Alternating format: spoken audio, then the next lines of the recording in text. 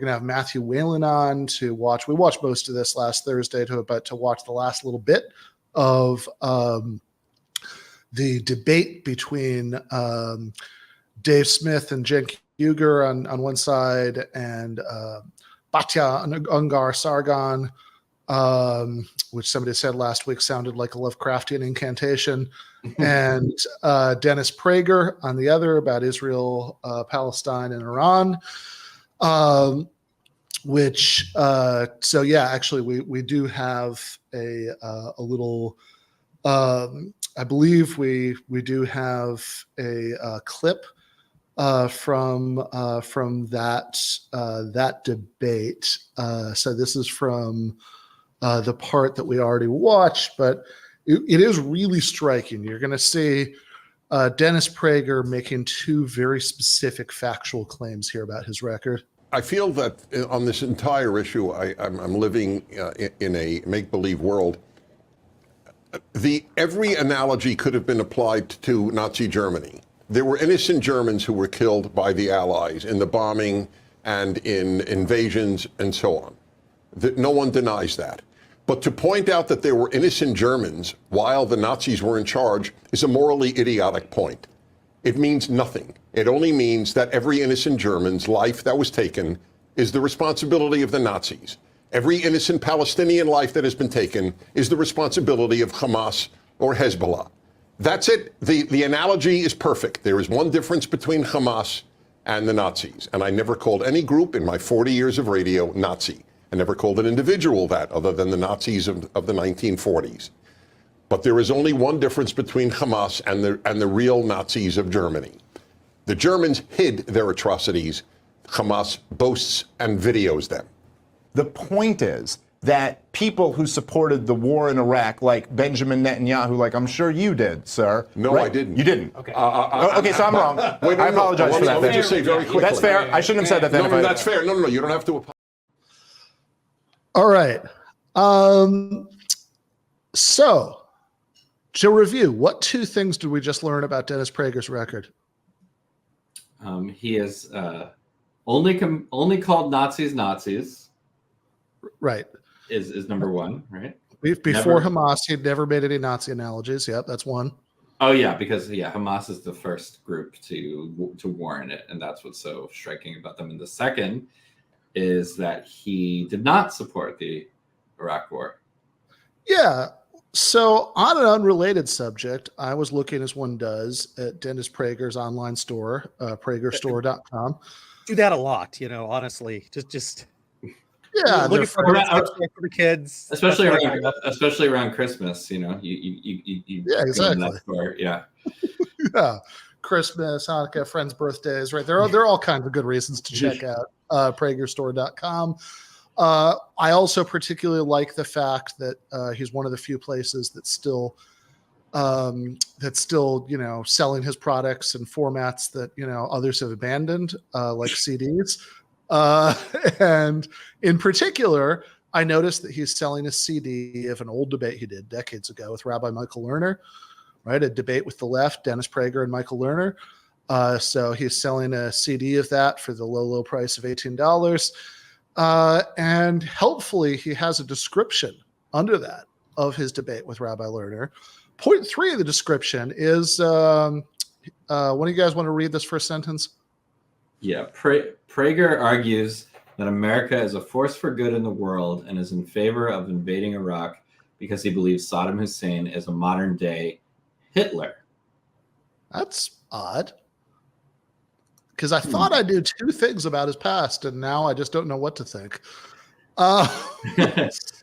Yeah, that's actually an extremely efficient lie. Like within, you know what I mean? Like just to, within such a short span of time to just completely refute yourself. It's like the advanced stats that he's putting up and lying for those sports fans. Like it's got to be pretty impressive. Yeah, I would think so. Of course, I get it.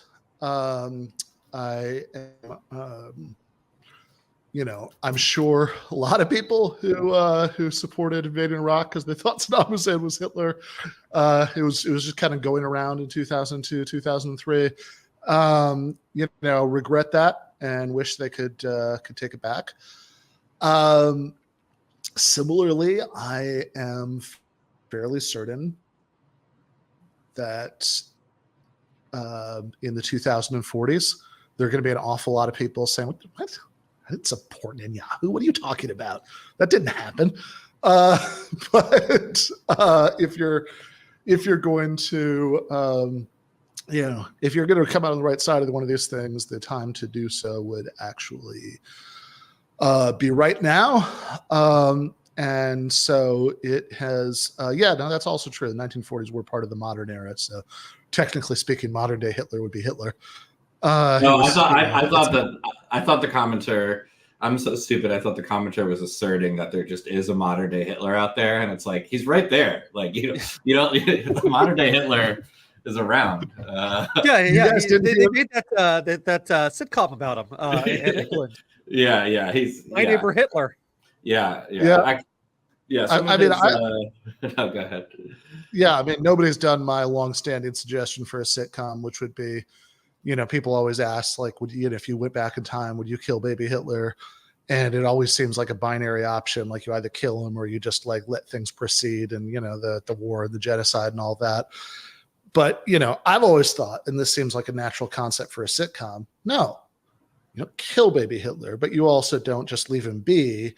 You abduct baby Hitler, bring him back to a later point in time, and just deposit him with some like nice suburban Jewish family and like give him a better upbringing. And so he doesn't do any of that stuff. So, I mean, can't you just see the sitcom Raising Hitler? I totally watch that. It reminds me of that poet. Remember who did the poem for Putin? If I Was Your Mother. Yes. Remember that? She was onto something. Yeah, exactly. Oh my God, it could be all she will spin-offs, Raising Putin. Yeah, absolutely. Yeah. Agreed. But anyway, the point was, if someone catches you on something in your next debate, which by the way, we're definitely going to release on CD and cassette for $20 to $25, just say, I never said that. I never said that. What? No, I didn't. What are you talking about? He goes on to say, I think we cut it right before that. He said it on Chris Matthews, and Chris Matthews was shocked. Yes, he didn't want to invade Iraq. Yeah. So I don't know. Michael Lerner and Chris Matthews could compare notes about their conversation and figured out what he said to who, and try to work backwards to figure out his position.